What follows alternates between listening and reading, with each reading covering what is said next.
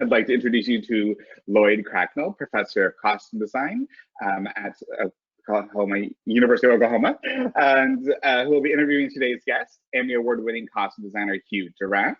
Thank you both for being here today, and thank you everyone for joining us. And with that, I'm going to lead it off to Lloyd.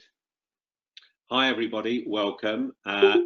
This is Hugh Durrant, who's we've been friends for quite a few years now, and it's been interesting for me to follow his career.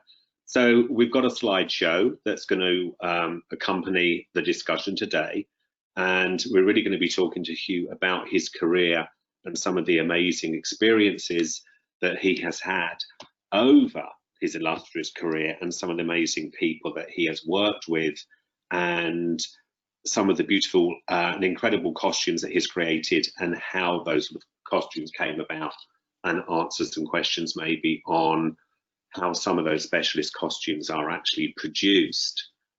So, hello, Hugh. Hello. So the first slide we see is you at 15 years old with the late, great Alan Rickman.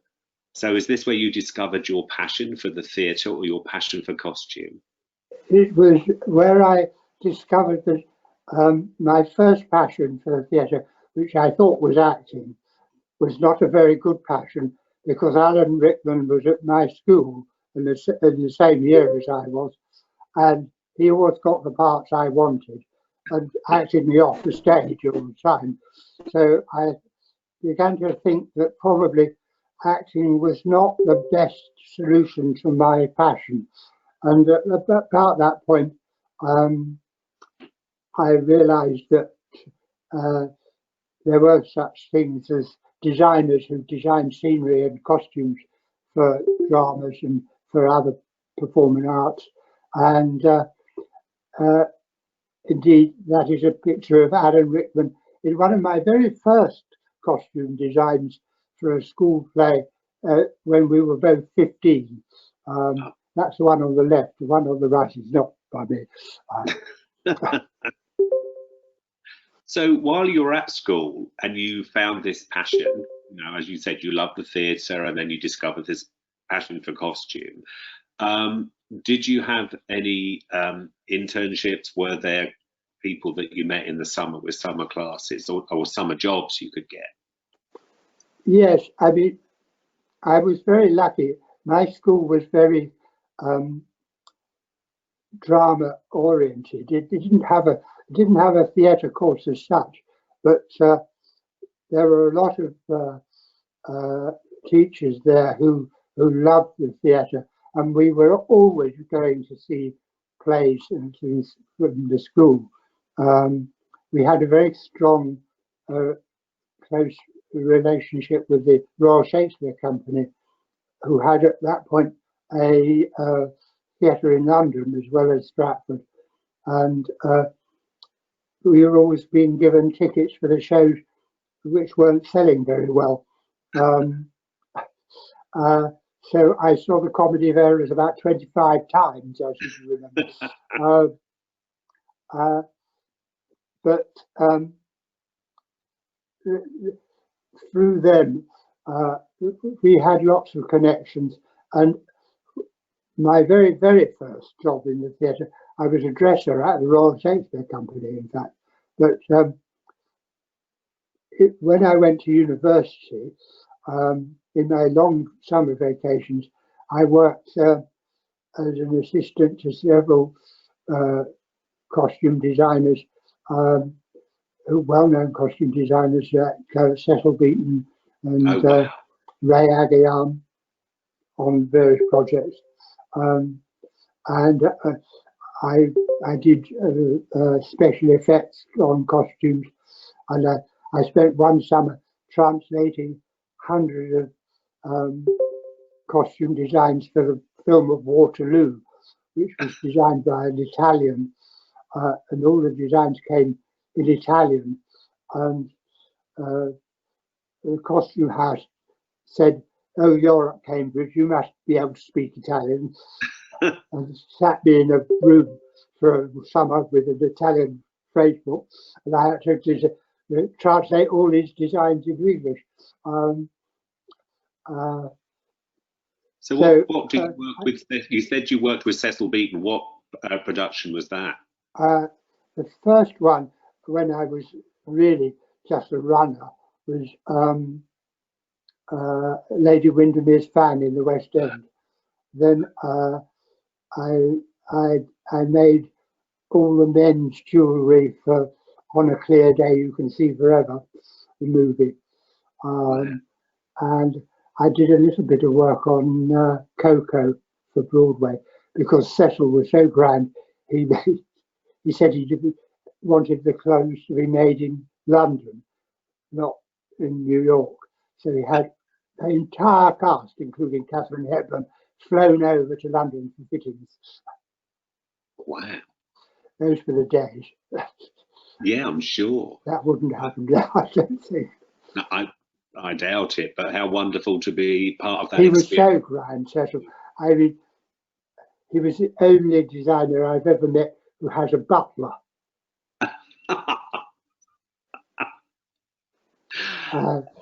Fabulous. But I mean, I don't think he was at the height of his powers when I worked with him, which really peaked with My Fair Lady. But I learned an awful lot from him.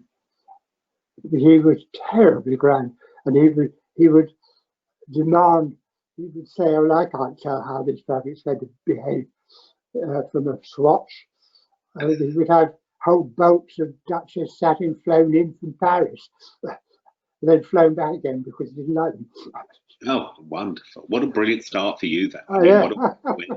It wasn't a good start for working in repertory theatre or theatres that didn't have much money. Well, that's true. So the next slide we're going to look at is the Changeling. So you were sort of saying a little bit about this one, and as you mentioned, abstract costumes and scenery with sort of directions of no referral to any time or place.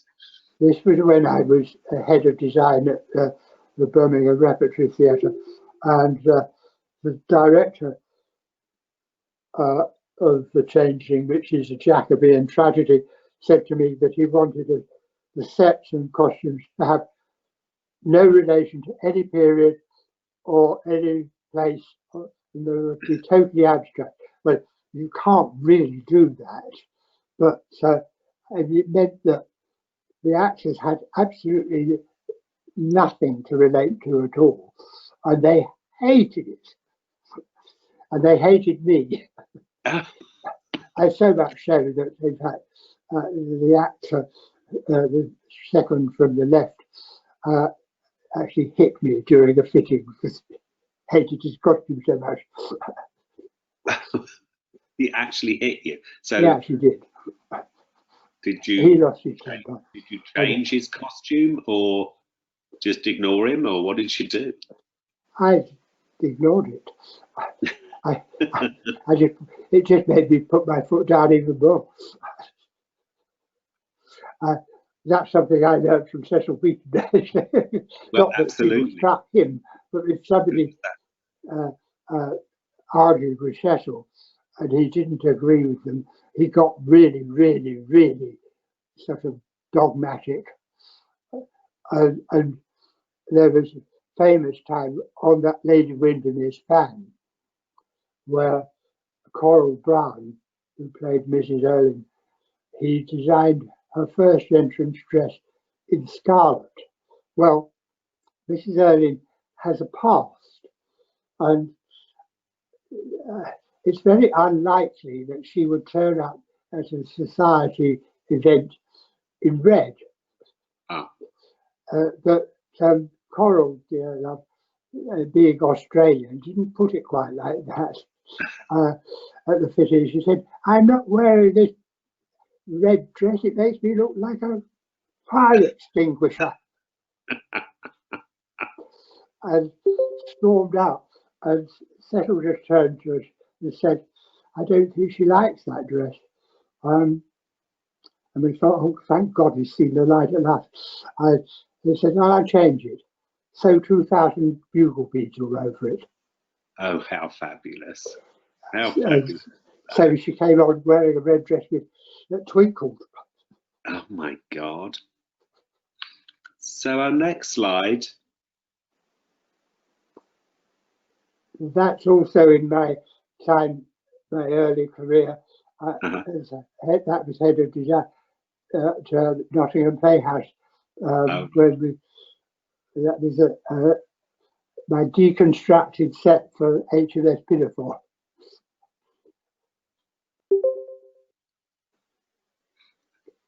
And this is really where I think I began to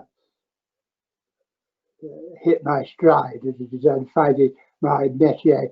These are designs for an ideal husband, and later for a lady with a Miss Fan, where having absorbed ideas about Victorian and turn of the century dress, I just sort of abandoned it and did my own thing. There's not a seam that's historically correct in any of those costumes. They're sort of the 19th century seen through the eyes of an 80s couturier. But you know, people accept it if you do it with enough sort of self-confidence. Yeah. People just think, oh well, that's what they want. You know? Nobody ever said to me, well, they never wore things like that. When you're doing something like this, then I mean, do you start off with historical accuracy and then allow your mind to wander once yes, I mean, over the years you gain a whole lot of experience and knowledge of cut and what people wore, and it's. I mean, the research is always the bit that interests me most in a way about designing. I love sitting there with my books or going to museums and looking at clothes to see how they were made and how they made people behave in such ways. But then you have to sort of say, well, what would I have done in that period? Or you have to think it all through anew. So what's your collaboration like then with the shop? I mean, is it, you know, obviously you're relying on them to produce your costumes. So is it a really strong part of your collaboration then to work with a particular costume? You have, yes. I mean, it helps if you have people who are willing to experiment with you. And I've been very lucky over the years finding people who are happy to do so, you know, wonderful makers who just enjoy it. I mean, I just love it when I say, well, let's see what happens if we put this seam that should be there here instead. That's what I did with Mel Gwyn, which we will come to later on. Yeah. I mean, again, there's hardly an accurate 17th century cut or seam in that, but people just accepted that because I did it with enough confidence, and the actors wore it with enough confidence that people thought, oh, well, that's probably what they wore. Do you think that's one of the secrets to being a very, very good, well-respected designer? Is to have? I think it's one way of being a designer. I mean, there are wonderful period reconstructors as designers. I mean, who take a bit of 19th century lace, which is about an inch square, and build a whole costume around it, and every seam is accurate and everything. But in the end, the theatre isn't really a documentary. No. And it's all right. It works better in films. I mean, I mean, the greatest sort of period reconstruction movie, I think, is the Visconti's Leopard, that Piero Tosi designed, where you just think you're looking at, 19th century paintings all the time. Even the hair and the makeup you accept. And that's usually what goes wrong when you're doing period reconstructions anyway, because you can't actually treat people's hair like that. That's true. That's true. So our next slide, I think, is showing, designs for sort of movies and the differences between, designing for film and designing for a movie. Yes. Well, again, these have absolutely no relation to any costume worn by human beings at any point in their history. They're fantasy costumes, but the difference is that, of course, in movies, you're not in control of what the audience sees. The lighting cameraman is really the designer of the movie. So in the theatre, you have to see everything as a whole, and preferably you actually design the sets as well. But in movies, you quite often, audiences will only see sort of 2 inches below somebody's neck. Right. So your interest has to be around the face on the whole, unless there's a very specific reason for there to be interest elsewhere. I know when we spoke before, you said that some of these designs didn't actually get through to production. None of they them. were right. So those two movies never happened. So how does that work then? I mean, obviously you're contacted by somebody and you go through all these discussions and everything else. Yes, it's a rather soul-destroying. I think movie making on the whole is rather soul-destroying, unless that's really what you want to do. I mean, it's years and years in preparation, and I don't know how people actually keep up their enthusiasm for that length of time.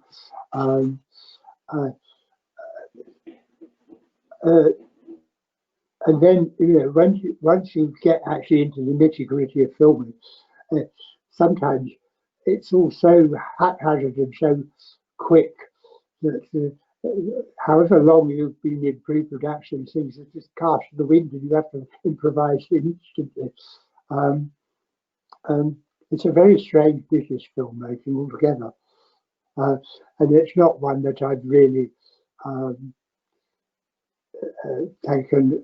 Well, I've done a couple, but ones that actually did get made, but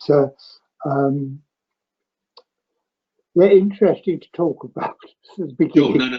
But I mean, your passion then is for live performance. You like that.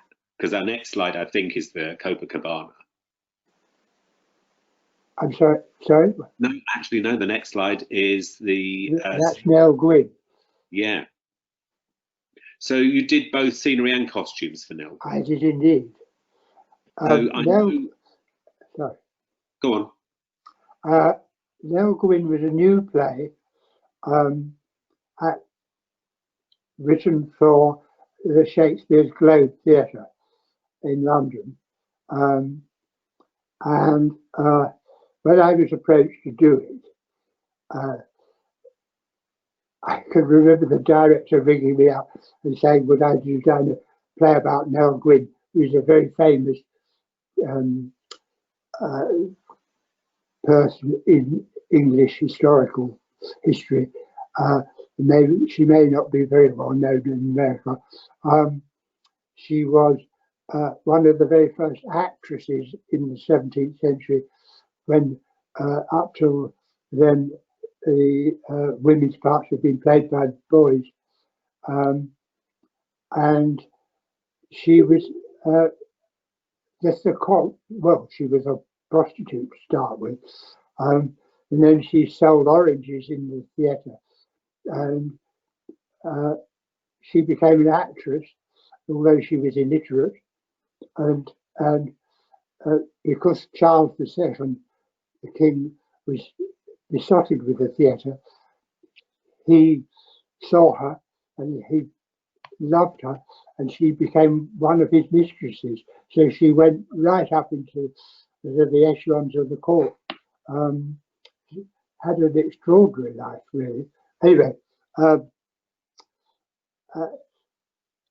when the director rang me, I thought, with whom I'd only done musicals at that point, I said, "Oh, it'll be so nice to do a play with you, with a script." Little did I know that it hadn't been written at that time. So I was designing it as it was being written, as it was being workshop. It was a very odd experience altogether. And it actually, there was an awful lot of song and dance in it, so it really was a musical too. And it was done at the Globe, which is the set on the right-hand side, first of all, where it was only scheduled to do 11 performances because they didn't know whether it was going to be any good or not.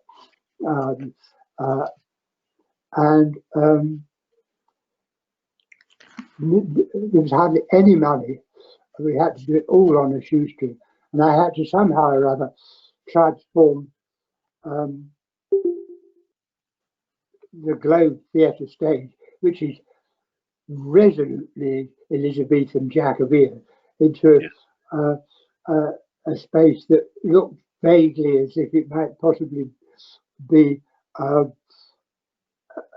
century later, and it was the theatre and the court, which is how the two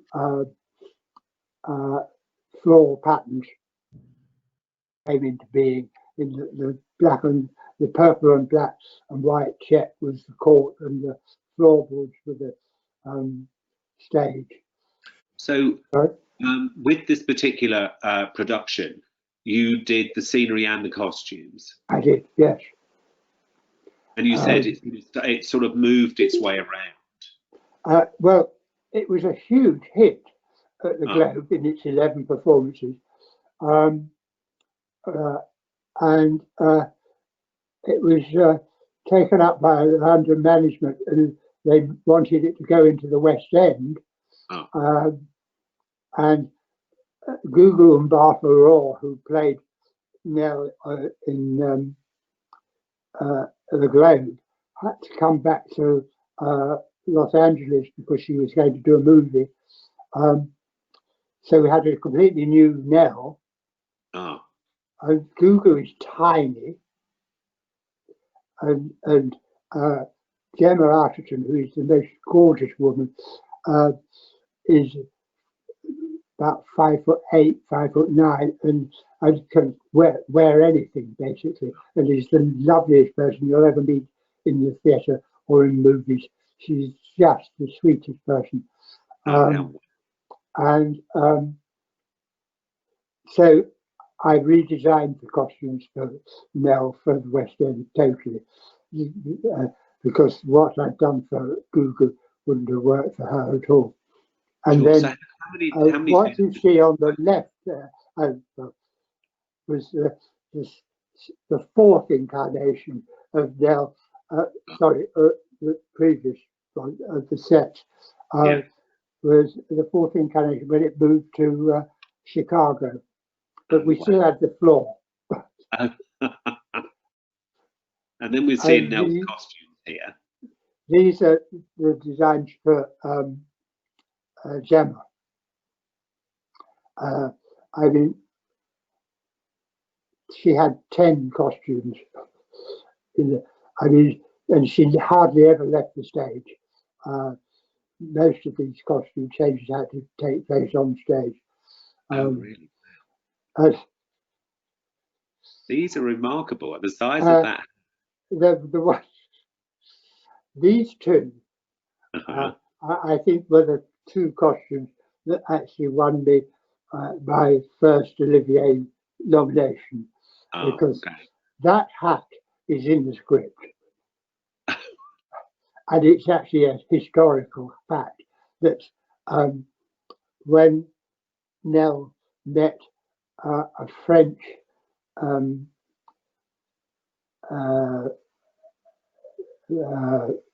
lover of Charles II, Madame de Carey, who wore a hat to the theatre, Nell upstaged her by wearing a copy of that hat, but huge. I mean, it's in history, but I think it probably wasn't as big as the one we made. Actually, it was so big that nobody could wear it. I mean, 4 people had to carry it on and hold it above her head in the show as part of a musical joke. And that's a costume that requires an audience reaction. No, yes. And it always got a big laugh and sometimes some applause. The one on the right. Too big? Right? Have you ever designed a costume that was too big, that was cut because it was too big? Oh, I've done it myself. I've cut it myself because it's too big sometimes.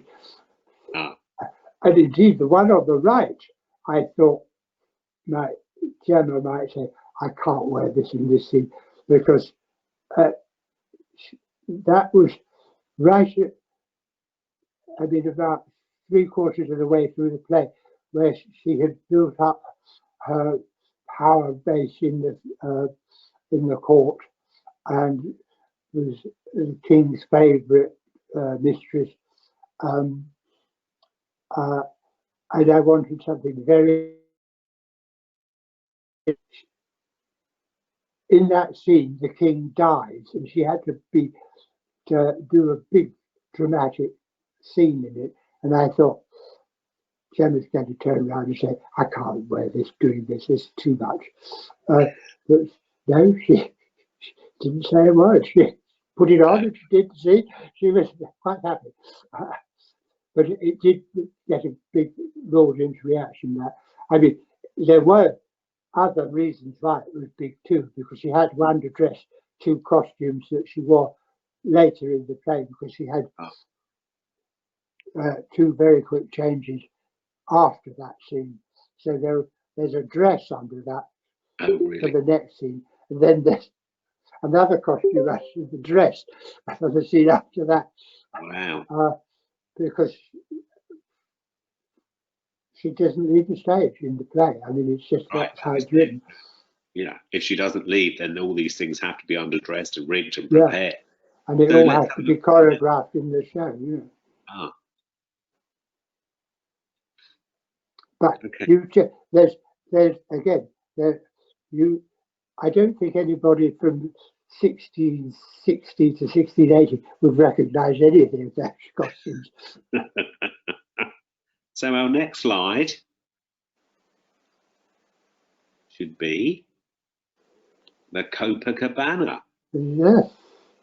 This was where my career took a slightly, well, it took a big leap and a big sort of swing in a different direction. Up until this point, my main career had been doing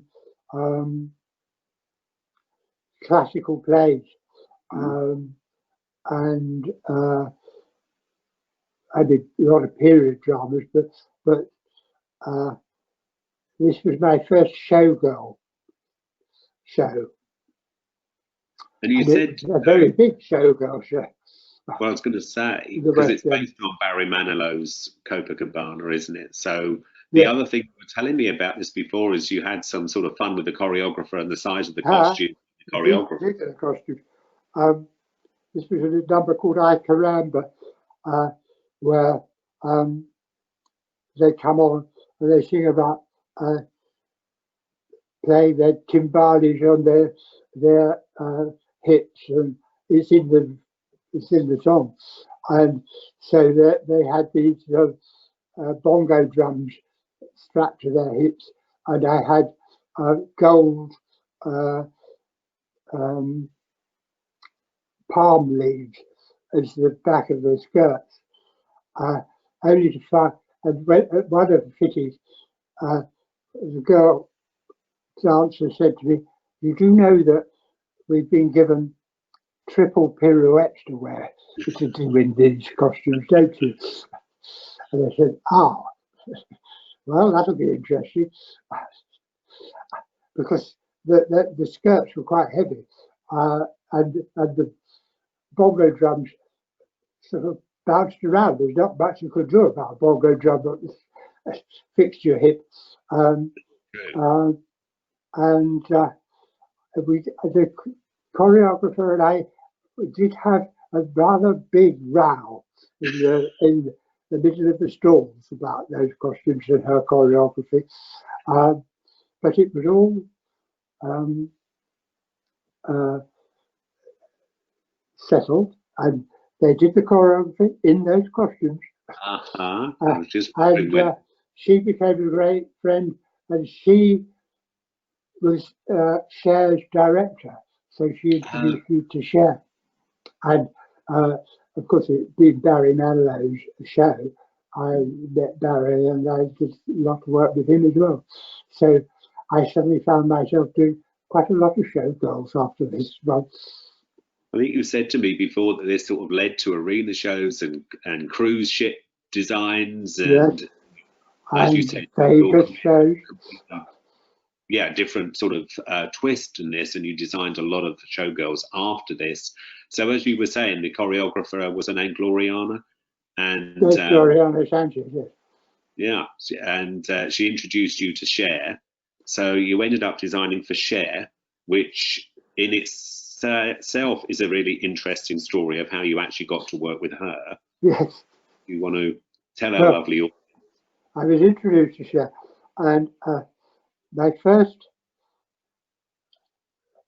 the first thing she asked me to do was come up with some ideas for the interior of her new house that she was having built. Nothing to do with shows at all. So I spent a happy afternoon being shown around a building site by the architect, and I did a whole lot of ideas, sent them off, and didn't hear another thing for 2 years. Oh, how funny. And then suddenly I got a call to do the dancers' costumes for the first show I did for her, which was her farewell tour, as one does with these people. The first show you do is farewell. Then you do 2 others afterwards. Yeah. And I can remember flying out and going straight from the airport to a meeting at this new house that I hadn't designed the interiors of at all, with everybody. And Cher was sitting there and going through the song list, and she was saying things like, well, I see everybody in this song as Mongolian horsemen from Taras Bulba. And I was thinking, hey, what? And in this song, I see Polynesian tattoos and Mohicans. And I thought, what planet am I on now? But she's very left field, but she has very strong and fun ideas. And she is a lot of fun to work with. And that's what you got your Emmy for, wasn't it? Yes. Well, with Bob Mackie, yes. Yes. And those are actually from the Vegas show we did with those two costumes. Yes, I did her show in Vegas, and then I did the last one I did was Dress to Kill tour, which again, although I'd done things for Cher in the previous two shows, with or without Bob's knowledge,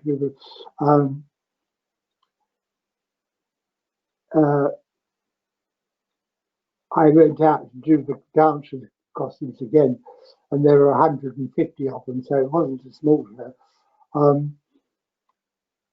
And then 6 weeks before we opened, Bob said he wasn't going to do it. So I found myself designing 14 outfits for her as well. Oh wow! With a whole set of people who'd never met for her. It was quite an event. So, having worked in the UK and obviously in the US as well, what's the difference between getting things sort of constructed and built? Because you worked with the late great Barbara Materas, didn't you? Indeed, that very costume was made by Barbara Matera, which was the Believe outfit from the Farewell Tour, which I did.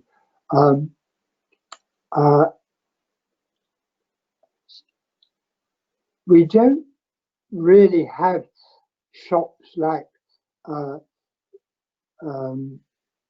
ones you have on Broadway in London. We have one, basically. There were 2 or 3 when I started, but they all amalgamated, and there's just one big one now. And making costumes in England is much more of a sort of cottage industry. You pick a certain person who you think is going to actually be right to make those particular set of costumes, and you pick another person to make those costumes, and they may be hundreds of miles apart. I mean, working at Barbara Matera was just joyous, because you just sit there and it all comes to you, you know. They bring you all the samples and you sit there and you say yes or no.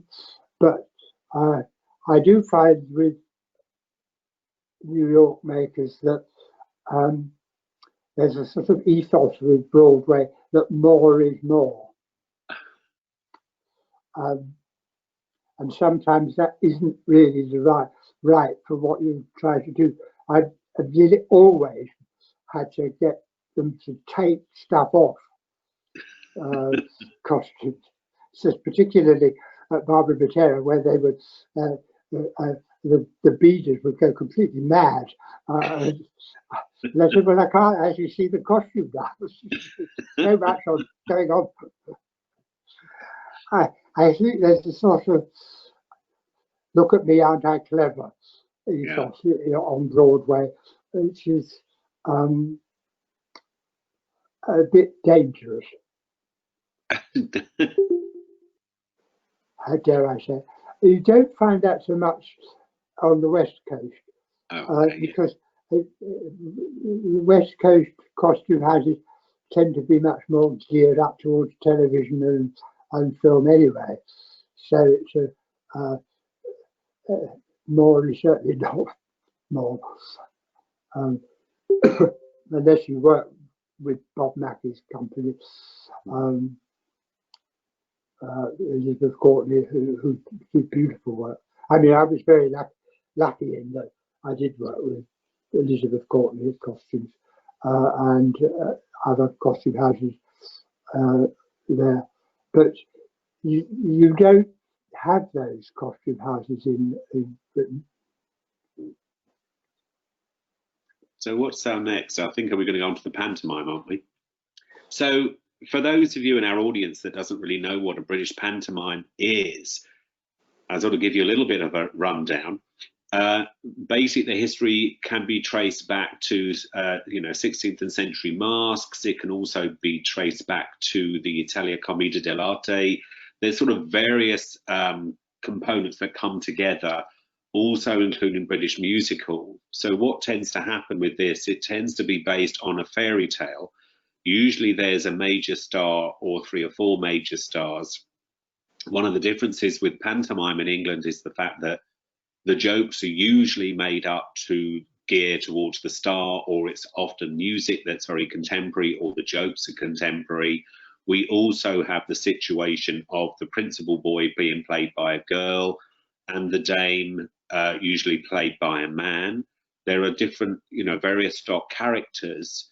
It's usually very loud, very colourful, very over the top, and usually done about Christmas time. And most people would have seen a pantomime either growing up or taking their children or just going for the fun of it. There's lots of innuendo involved. There's lots of sort of risque jokes that can be involved. There's lots of interaction with the audience. So it is a spectacle that is truly loved and seems to get more and more and more extreme as time goes on. And Hugh is exceptionally well known for his fantastic, outrageous and brilliant costumes. There's been a time, including this particular Daily Mail, where it talks sort of really about Hugh actually being the person that did sort of the most extreme work, and the costumes actually become a character in their own right. So this is a wonderful picture of a very, very funny British comedian called Julian Carey, who's had a very, very long and illustrious career, being sort of risque and sort of being very funny and very much including the audience in his characterization. And this is one of Hugh's spectacular costumes. As you can see, from the left-hand side is the illustration, and on the right is the actual picture in the production in situ at the London Palladium. So over to you, Hugh. So when did you first design a sort of pantomime? How did you get into this? Well, I mean, it is a tradition in Britain, as you know. And I did small pantomimes in repertory companies. But my first big professional one was I did the sets only, and the Emanuels, who, as you know, designed Princess Diana's wedding dress, did the costumes, and that's how I really got into doing these big West End pantomimes, because we did Cinderella together, the Emanuels, and then the following year I did Babes in the Wood, and I did the sets and the costumes, and then there was a sort of 30-year gap in the West End, but all over the country we were still doing very big shows, and I did some very big shows all around Britain, and indeed in other countries. It does sometimes translate. It's interesting. It's very successfully transferred to South Africa, of all places, where for some reason they do it at Easter. But I've never seen one there, so I don't know what the jokes are like. But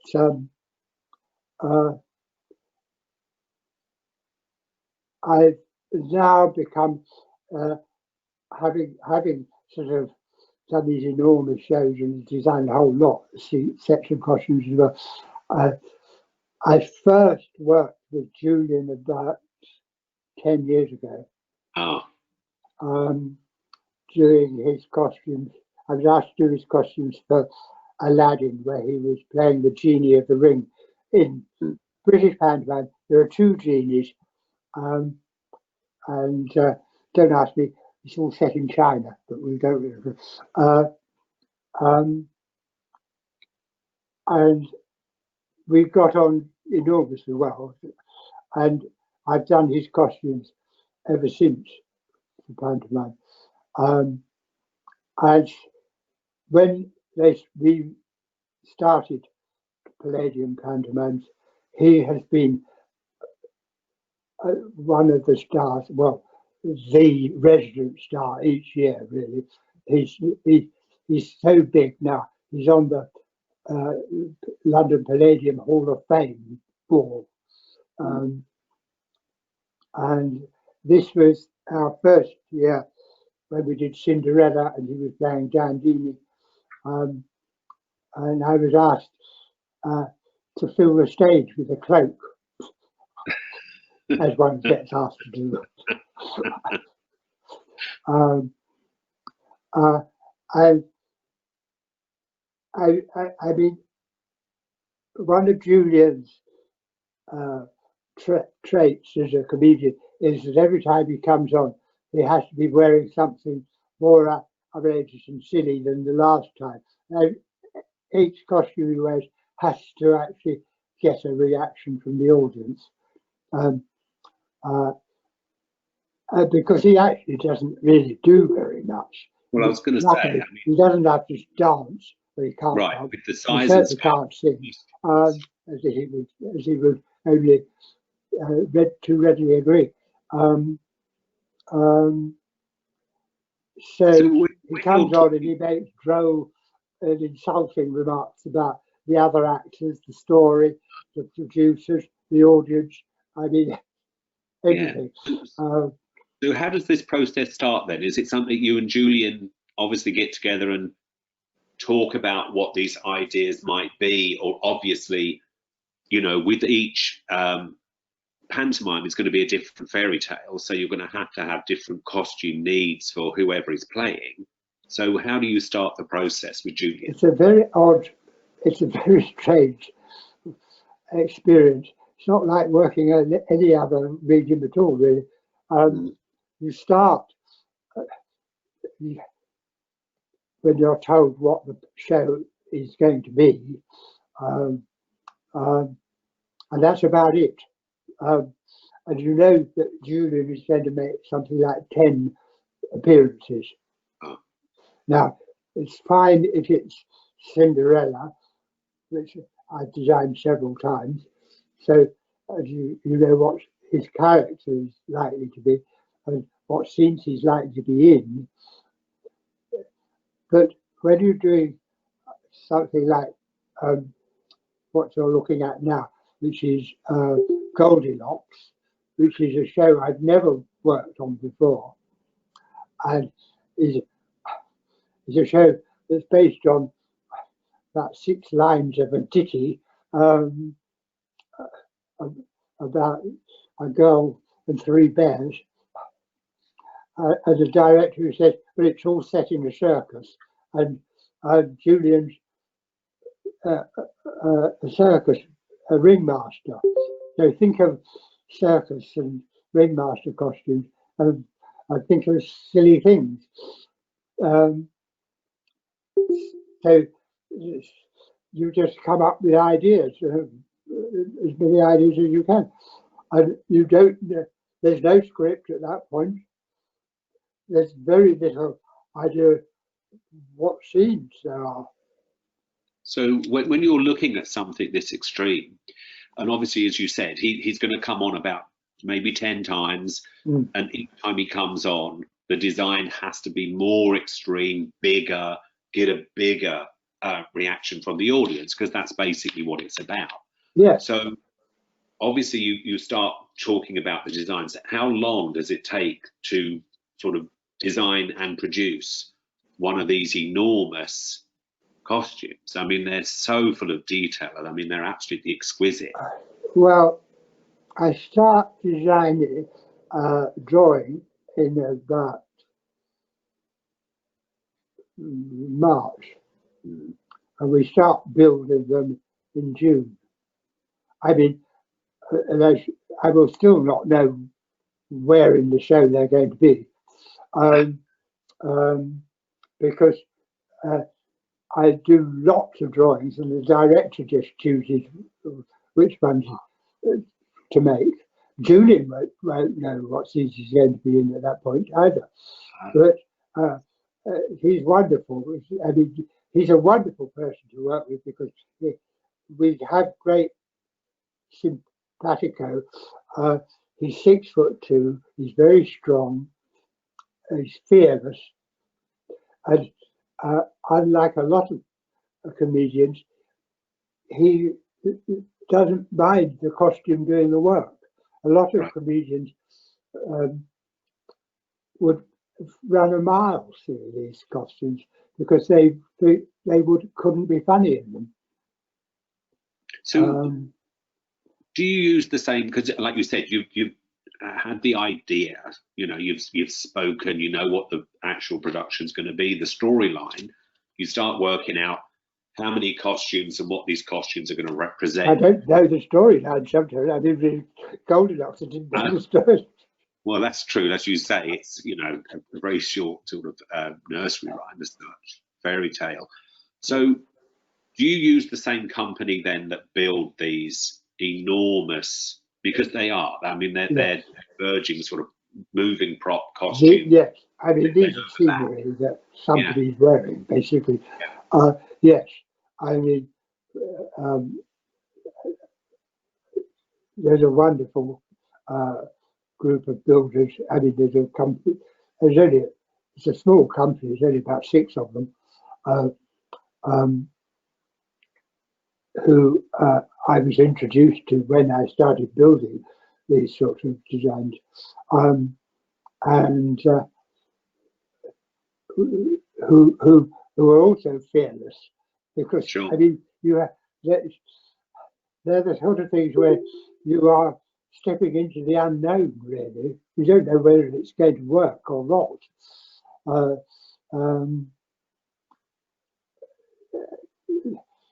How is it? You know, is it going to be too heavy?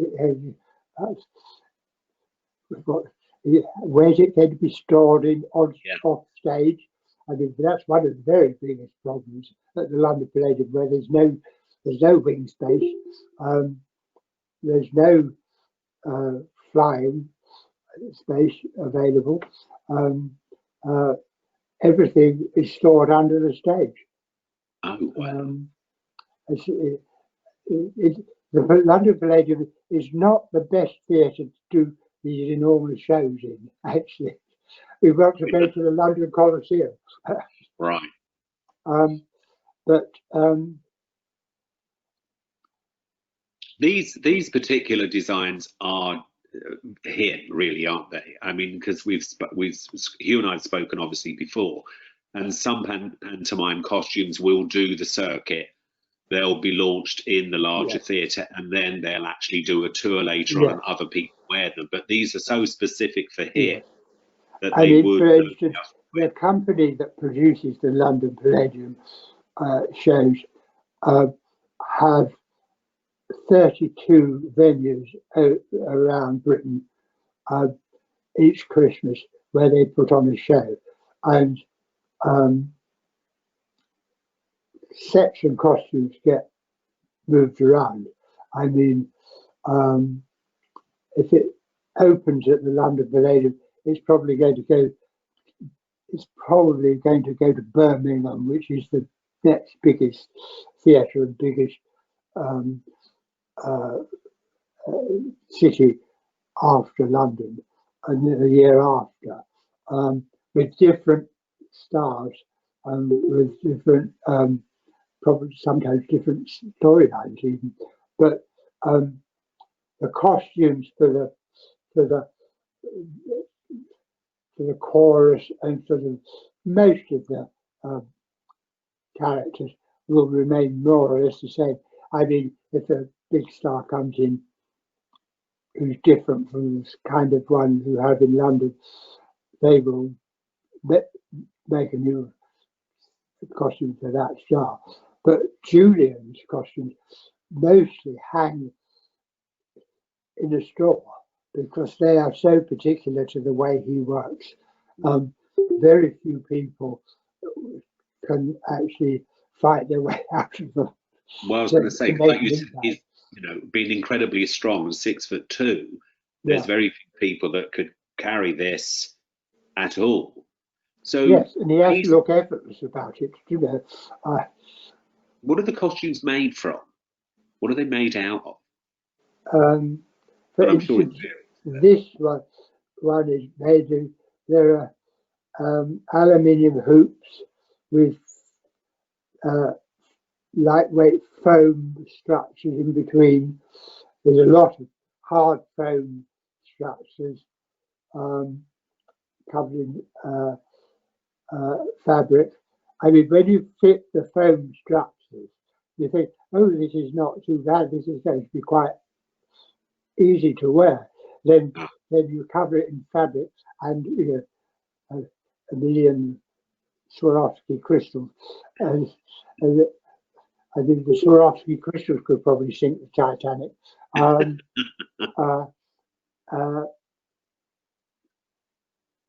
They can get very heavy.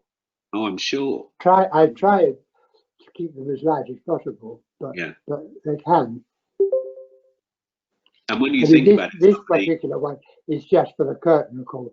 I mean, there is a tradition in British pantomime that everybody has a new costume for taking their bow, and this was the curtain call. So he just comes on and he can't even bow in that.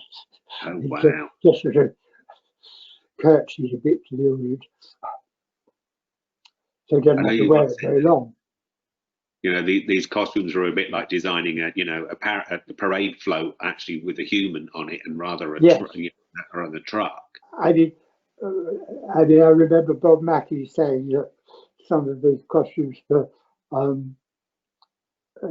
Jubilee and things in Vegas, the girls were just moving scenery basically. Oh, these are too, but they're moving scenery that have to get a laugh in their own right, and also allow Julian to be rude about people, and then go off again.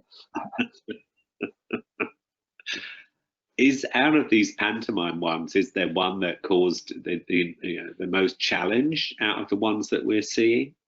They get more challenging every year because you keep thinking, I've got to top what I did last year. Yes. And the audience expectation is getting bigger and bigger and bigger. I said to Julian, one year we ought to just send you on in a little black dress. That would surprise him. That's true. Out of all of these extraordinary things, if you suddenly sent him out in a little tiny black dress, then that would shock people. We're sort of coming to the end of our hour, so I was wondering if there was any questions from anybody. I know we had one question from a guy from New Zealand, and his name was James, and he asked if there was a link between your outrageous designs, pantomime, and the court masks of the 16th and 17th century. And then he said, are you in fact the Inigo Jones of the 21st century? Which is a pretty wonderful. It'd be nice if I were. Yes, I mean, there is obviously a direct link in these sorts of elaborate costumes and the sort of things that they wore in court masks, both in the 16th and 17th century. And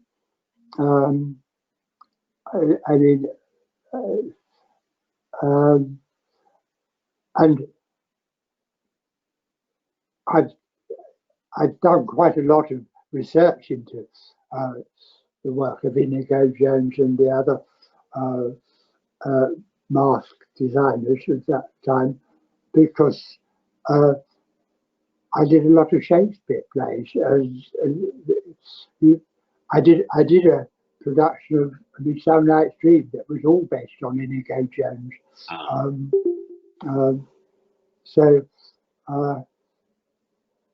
I learned to use a lot of ostrich feathers at an early age.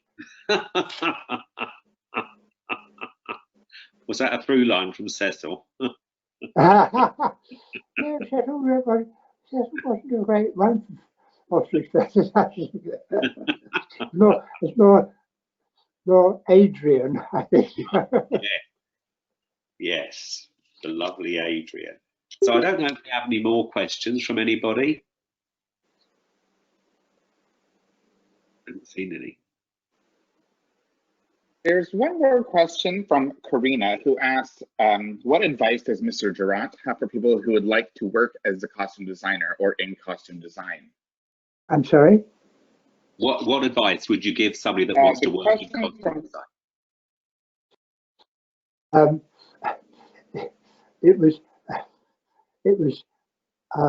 some advice given to me when I asked the designer when I started, and that was to have a private income.